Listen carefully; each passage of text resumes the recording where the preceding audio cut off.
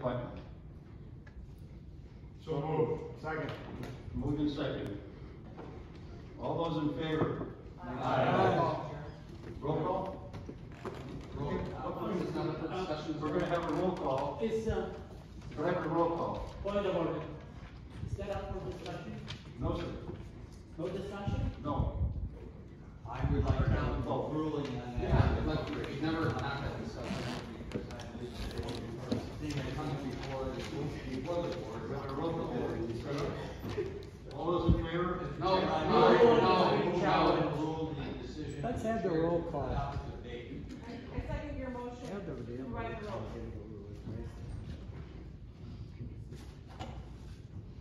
No discussion on that.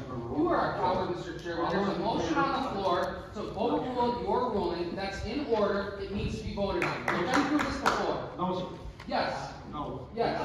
Not in this regime. Not in the regime.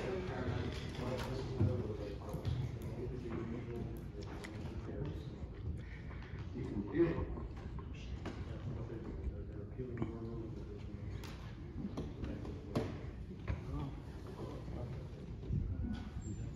Is that the same thing he's told you 3 or 4 times now? Not today. We'd like to be able to hear what is being said. Can the corporation counsel be mic'd up, please? Apologize, I was advising the chairman that yes, the motion to appeal the ruling of the chair is in order, and then a vote would need to be taken up. All right, everything should be roll call tonight. Okay? So, we'll have a roll call vote on that motion. What is the motion? Read the motion again. My motion was to overrule the decision of the chair. Which would eliminate debate on the item. Thank you. Which in turn for clarification would allow debate. Correct. Which has happened in the other 2 appointments we've had. Point of order, we can't have 5 people speak. Put mics on. We're ready for a vote. People or. All those in favor? We don't know, we're trying to clarify, Mr. Chairman, what's being voted on. My colleague right in front of me has indicated to me he doesn't know what's voted on. Mike, what the hell is going on? So if you or Corporation Counsel, if you want to let me explain it? He's voting on, we're voting on my decision of not having any discussion. So, okay, so please clarify for us, what does a yes vote mean? You just What does a did. no vote mean? No, that was not said. Oh, my lord. The motion on the floor is to appeal the decision of the chair not to proceed with debate on the appointment. A vote yes or aye would be to reverse the decision of the chair and therefore proceed to discussion. A vote no would be to uphold the decision of the chair.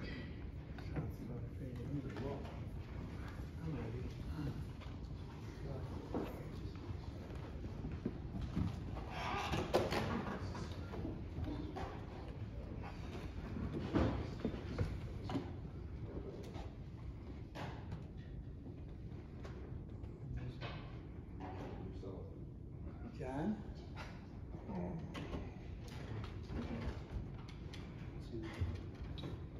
So the motion has passed, so the decision to overrule the chair has passed, to reverse the decision.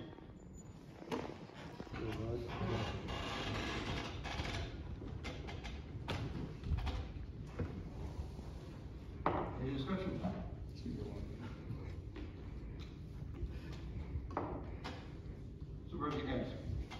Thank you, Mr. Chairman. I would just like to say that I served with Dennis Pierce as an alderman in the 90s, and as far as character goes and what I think he would bring to the board, it's all positive. So I think he does his homework, comes prepared, and I think he would be an asset to the board. So I just wanted to give a character reference on my working with him in the past. Thank you. Thank you, Mr. Chairman. I want to start off by speaking to Mr. Pierce briefly. Mr. Pierce, I don't know you, I haven't met you, but I've heard nothing but positive things about you. However, I will not be supporting your appointment tonight. Roughly 2 years ago, give or take, vacancy after one of our colleagues passed away. Similar circumstance there, then Chairman Esposito made his decision, did not announce it until right before the meeting, left no input for the public to come.